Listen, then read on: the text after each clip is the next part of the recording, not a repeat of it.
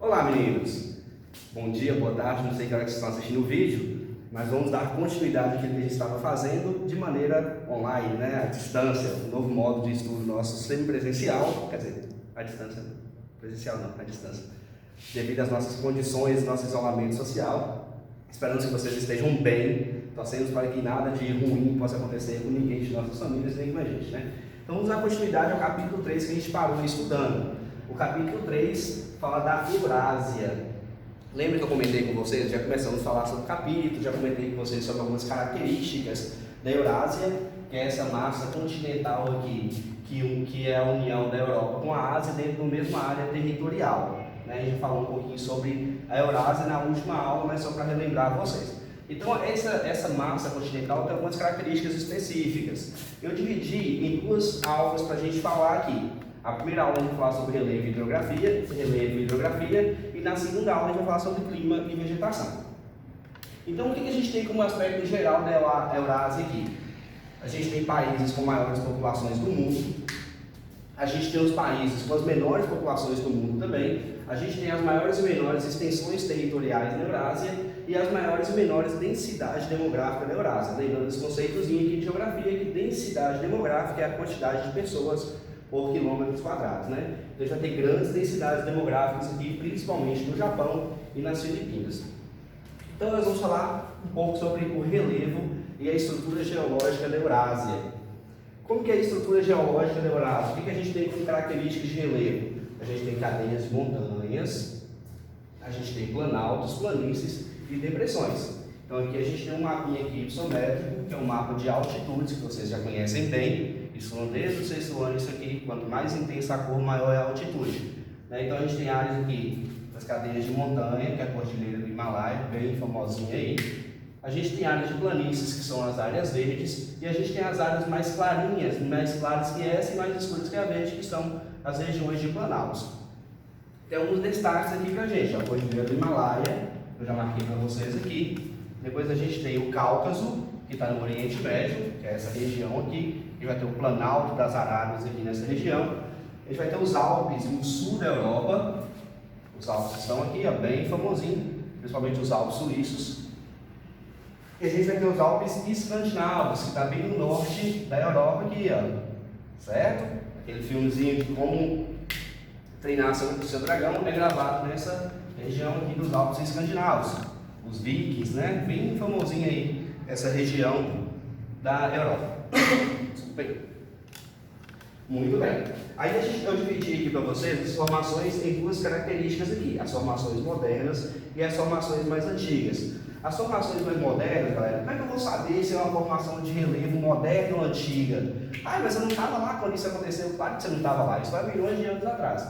Mas como você sabe que é moderno ou não? Pelo formato. Então, quando o relevo é pontiagudo, tipo a Cordilheira do Himalaia, que aparece aquelas formações assim, bem pontiagudas, é uma formação que a gente chama de formação mais moderna. Quando é uma formação mais ataulada, por exemplo, os morros de Minas Gerais, é uma formação mais antiga. Por que é mais antiga e por que é ataulada? Porque foi sofrendo ações do intemperismo. Então, essa região ela foi modulada pelo intemperismo, o intemperismo químico, físico, biológico, esses agentes externos aí do relevo. Tranquilo até aí? Muito bem. Então a gente tem aqui, o livrinho de vocês está falando sobre as atividades físicas e o círculo de fogo do Pacífico. O que vem a ser isso? Vou mudar a imagem para vocês aqui. Vamos lá. A gente tem esse mapinha aqui, do sexto ano, lembra disso? Placas tectônicas. O que é o círculo de fogo do Pacífico?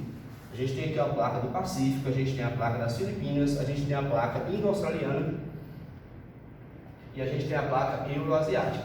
Todas essas placas vão se encontrar nessa região aqui, certo? E vocês aprenderam lá no sexto ano que aonde você tem encontro de placas tectônicas, você vai ter mais atividades sísmicas, né? Você vai ter terremotos, você vai ter vulcões. Então essa região de encontro de várias placas tectônicas vai formar o que a gente chama de ciclo de fogo do Pacífico. São regiões onde vai ter intensas atividades sísmicas, né? Abrange principalmente o Japão, vai influenciar aqui no Japão e na região das Filipinas aqui, Por isso que no Japão acontecem muitos terremotos, por isso que nessa região aqui acontecem muitos terremotos por causa desse encontro de várias placas tectônicas. Então isso aqui é o ciclo de fogo do Pacífico.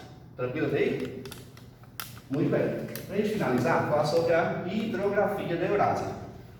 A hidrografia da Eurásia ela se caracteriza por ter rios importantíssimos para os transportes fluviais, né? Eles são usados para os transportes fluviais, tanto de pessoas quanto de mercadorias. Por que eles são muito utilizados? Por que esses rios conseguem ser tão importantes assim? Primeiro, os rios eles têm uma característica de serem constantes, regulares o ano todo, por causa da precipitação. A região o clima das regiões, a questão de chuva tal, é muito constante na Eurásia, principalmente na Europa.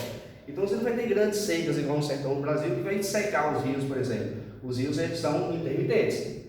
Então você vai ter uma precipitação regular e um degelo daquelas áreas de comprimentos que a gente viu ali que vai abastecer os rios. Igual acontece no Rio Amazonas, que tem um degelo da Cordilheira dos Andes e abastece o Rio Amazonas, tranquilo?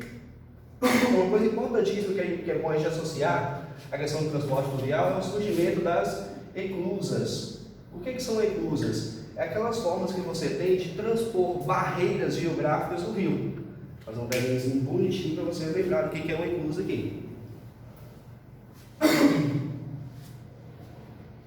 Vamos lá. Às vezes o navio está navegando, tem um rio bonitinho aqui, aí tem um barquinho aqui e o rio tem uma cachoeira, certo? Então as eclusas vai permitir que esse navio ele possa descer até o nível mais baixo do rio aqui. Então na Europa, principalmente, existe depois que desenvolveram as eclusas e fizeram investimento nesses transportes fluviais, permitiram que grandes rios fossem navegados por grandes extensões, certo? É um contraponto à hidrografia brasileira, que é uma hidrografia muito rica, mas não é utilizada para o transporte fluvial com grande intensidade como deveria ser.